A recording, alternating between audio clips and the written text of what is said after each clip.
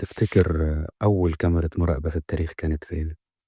أقول لك، في قصر مسلم من 1000 سنة، من غير كهرباء ولا عدسات. نظام سري بينقل الصوت من أوضة للتانية. سنة 980 ميلادية، في بغداد، عالم اسمه ابن سمعون اخترع عنابيب تحت الأرض بتشتغل زي نفق صوتي. الحاكم يقعد في أوضته ويسمع كل اللي بيتقال في غرفة الضيوف بدقة، ومن غير ما حد يحس بيه.